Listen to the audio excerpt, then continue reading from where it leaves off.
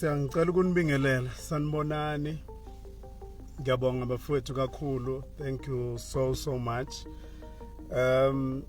Bengithi ngivele nje nginazise nginibonise ukuthi hayi khona bafowethu ngiyaphila, uNkulunkulu muhle njalo. Ngiyabonga nje kakhulu.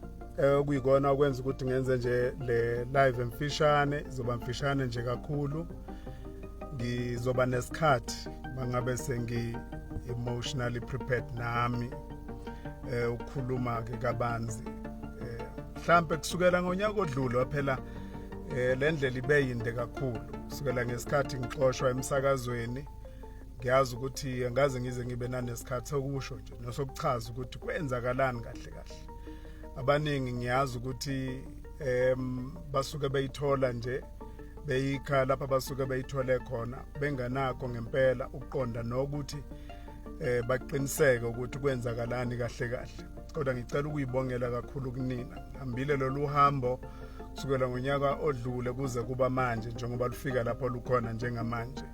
Kodwa engikubonga kakhulu kunina, bengazi social media ukuthi unamandla okumphilisa umuntu noma ukumbulala umuntu. Kodwa kulesi sikhathi engikubonga kakhulu kunina ukuthi ninginikeze amandla, ninginikeze nethemba, ningikhulekele, ngikhathazeke ngesimo sami engilokhu ngibe kuso nje kuona wonke lonyaka kuze kuba manje. Ngiyacela uNkulunkulu anibusise kakhulu ukuthi nje nikwazi ukushiya imicabango yezinto zenu, izimo zenu enibhekene nazo nani, kodwa nizobhekana nesami isimo. Kwangathi uNkulunkulu ngesikhathi nina nibhekene nesami isimo, uNkulunkulu angabhekezenu ukuthi ngesikhathi nina nikhulekela impendulo yesami isimo, uNkulunkulu aphendule zenu izimo. Noma ngabe hlobo luni lwesimo okade usikhulekela, kade usithandazela isikhathi eside, uNkulunkulu kulesi sikhathi kungathi ngaba isikhathi lapha uphendula khona umkhuleko wakho. Ngiyabonga nje kinina kakhulu bafowethu nodadewethu. uNkulunkulu abe nani, anivikele kukho konke. Ngibonile emva kwesikhathi eside kade ngicabanga ukuthi I'm just alone in this journey, kodwa nakhombisa ukuthi benilokhu nikhona ninami njalo. Kusukela kule post engiyenze emasontweni adlule ngikubonile ukusekelwa yinina kusukela izolo, usuku lonke lwayizolo. Amehla ami belokhu egcwele inyembezi ucabanga ukuthi awu Nkosi, kanti bakhona abantu abasangikhumbula nami. Ngithi nje kinina bafowethu nodadewethu, uThixo anisikelele, animise, anikhumbule kukho konke.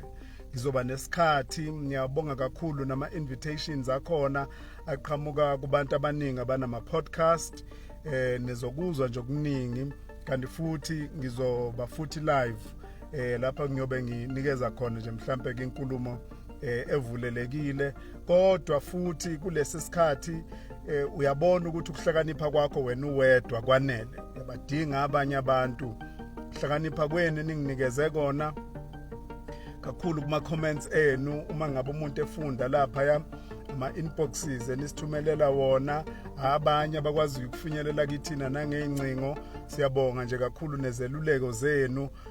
Siyathembisa futhi ukuthi siyaqinisekisa futhi ukuthi le company esayiqala ngoba sasinombono ocacile, lowo mbono namanje siyakunikeza isiqiniseko sokuthi usazoqhubeka futhi ke ngokusekelwa yinina nangolwazi nezeluleko esenisinikeze zona.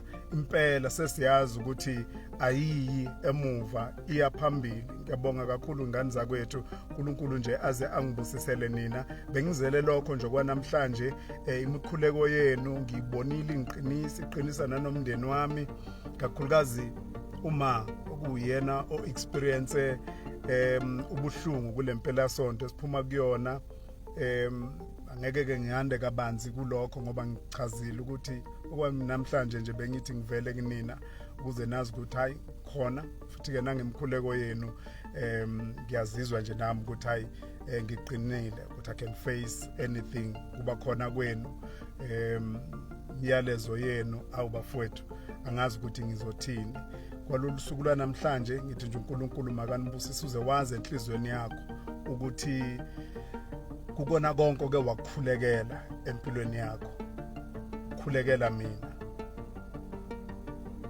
kufika esikhathini lapho bekade ngudinga kakhulu umkhuleko wakho. Kusekelwa uwe kanoma yiphi indlela. Kufika esikhathini lapho bengikudinga khona kakhulu kusekelwa nguwe. Ngifundile namhlanje ukuthi indeed ngaba kaNkulunkulu. Nginibonile namhlanje. Izwi likaNkulunkulu elithi yena wenza amasu ukuthi loyo ngumlahlo emhlabeni angabe ngumlahlwa kuye. Mina ngilibonile liphila kumina liwubufakazi obucacileyo ngambona uNkulunkulu ekwenza kimi ukuthi loyo ngumlahlwa emhlabeni kodwa ngabe ngumlahlwa kuNkulunkulu. uNkulunkulu ke akayena uNkulunkulu ngaphandle kwabantu bakhe. ubuNkulunkulu bukaNkulunkulu bubonakala through abantu bakhe.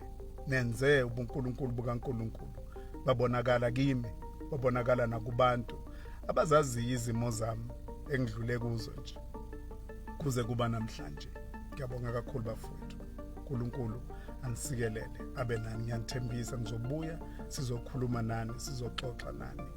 Ngiyabonga. Thank you so much. May the good Lord richly bless each and every one of you. Thank you so much.